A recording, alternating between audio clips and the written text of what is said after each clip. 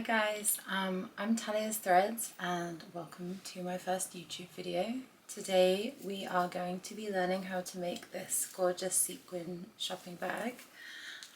I've made a couple of versions so far. One just in plain fabric, which obviously you can hack for yourself, but I'm specifically going to be showing you the sequin version, how you can get a clean finish and really nice seams with sequins and fully lined. So let's get into it. So what you're going to need is some sort of cutting tool that is not your fabric shears, because the sequins will blunt them really quickly. So this is one that I've saved the blades and I usually use them for cutting out patterns, or maybe like the scissors that you use for cutting zippers or something like that. Top stitch needles. Now if you're worried about your machine, then you will probably want to remove all the sequins from the seam allowance. If you do that, save some. And then, because there may be like bald spots around the seams where you will want to hand sew some sequins back on. But if you are going to use your machine and sew over the sequins some top stitch or heavy duty needles. A seam ripper, which can help you to take off the sequins if that's what you're going to do. Something to turn out the corners. This could be a point turner or anything else. And then hand sewing needles. For the materials, you need to have a strong thread. So this is Gutamin Mara 100. It's a polyester thread, which is much stronger than a cotton thread for bag making. But I choose a recycled version. Makes me feel a bit better about using polyester, but cotton thread really isn't strong enough for bag making. And then this little magnet closure is optional. But yeah, I used it to, the middle of the bag can gape open when you hold the handles together, and there isn't very much in it, so I just got one of these sew-on magnets. But you can use any closure you like. And then for the sequins, well, for both fabrics, it uses about ½ yard of each. Okay, so I've printed my shopper pattern and I'm going to show you how I cut out my sequins. First of all, I would recommend only doing this one layer at a time, because you want to make sure that the sequins are aligned, and they're also quite thick and hard to cut through. I want mine centered over the pattern, so the edge of the houndstooths are lining up with the edges, which means that we have one right here down in the center.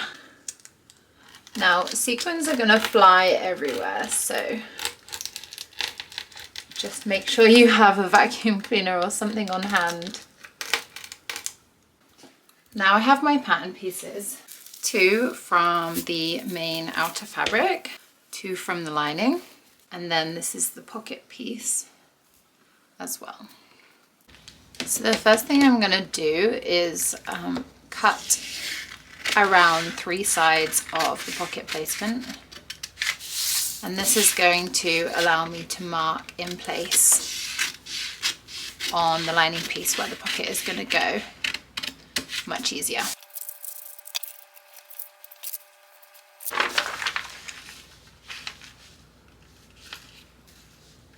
I'm going to line that up. Don't worry too much if it isn't perfect. It is still going to look good.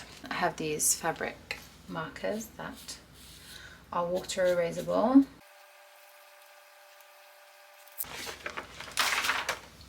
Now I'm going to take the pocket piece and fold it right sides together.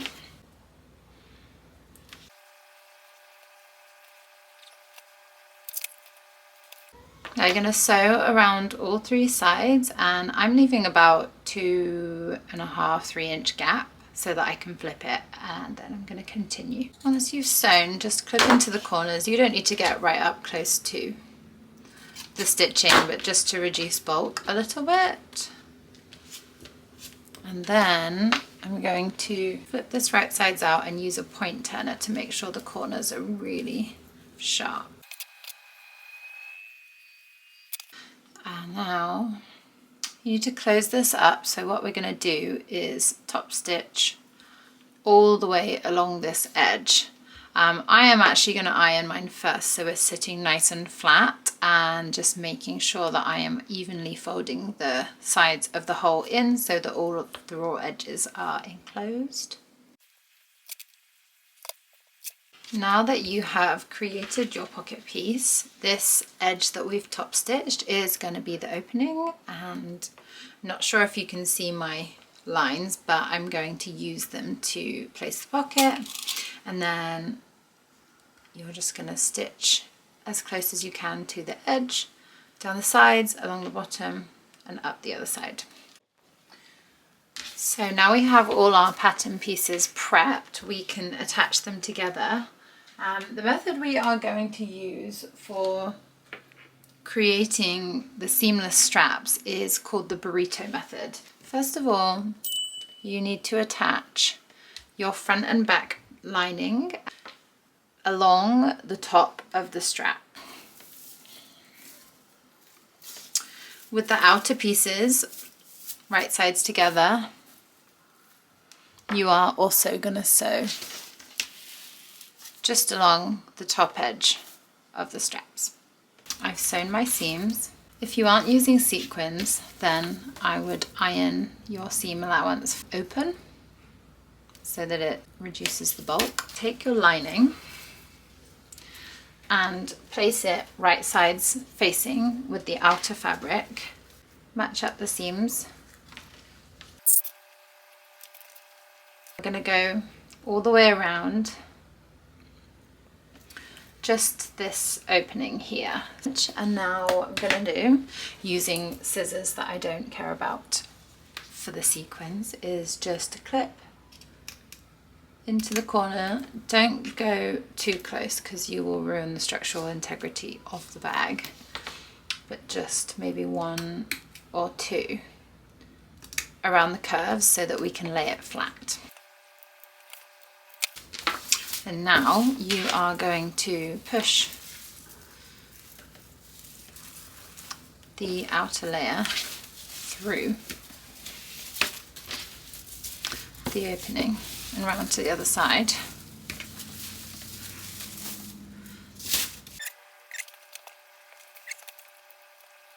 So next what we're going to do is finish the edges of these. Now we're going to use the burrito method, and the burrito method is called the burrito method because you roll your project up like a burrito and you fold this side. So I'm going to slot that underneath, match up the seam lines.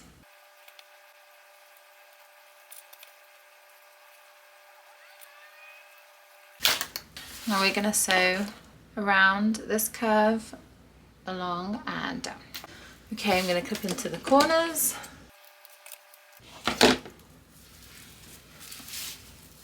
And then you can just pull on this side. You can just repeat this on the other side.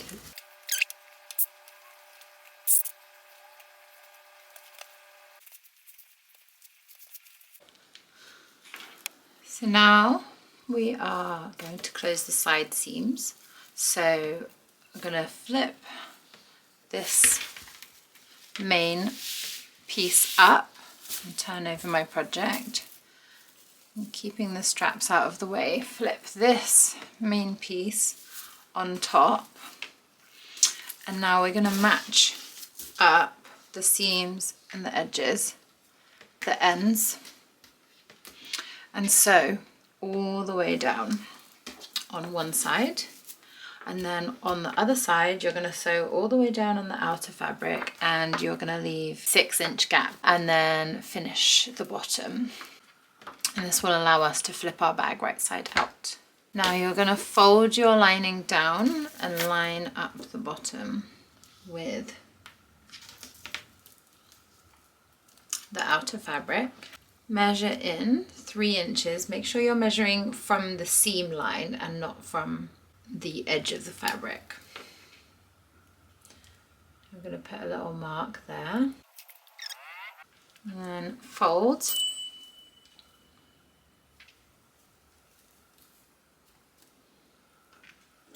Towards the lining. And stitch all the way along the bottom. Okay, now this is what it looks like. And now all you have to do is flip your creation. Take the hole in the lining.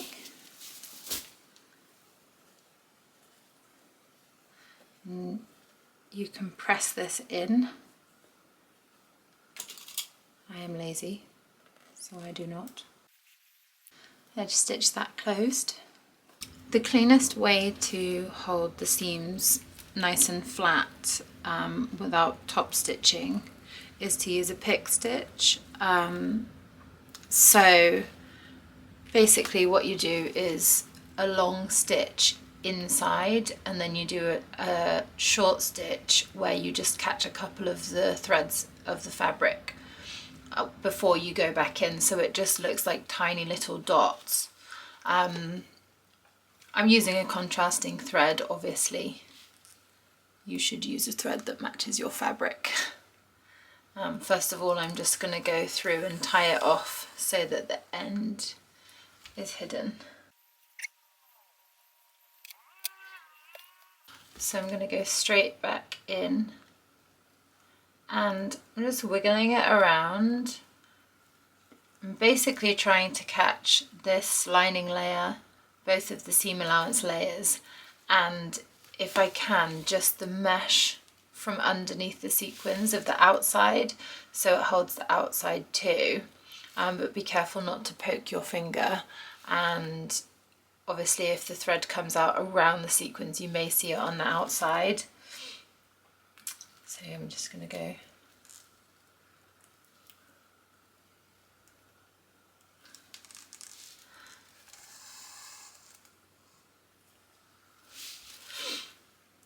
catch a couple of threads,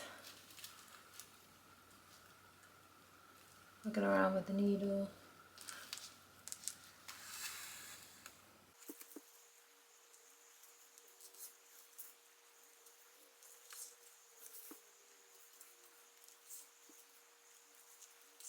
As you can see, that looks really beautiful, and if it was in a matching thread it would be totally invisible. And the last thing to do is fold the handle in on itself, and if you are not using a sequin fabric you can stitch in the ditch along this seam to hold it in and give the bag some shape. Just hand stitch this together with a little tack, just like 5 stitches or something to hold it in, so that you're not trying to struggle through all of these layers here.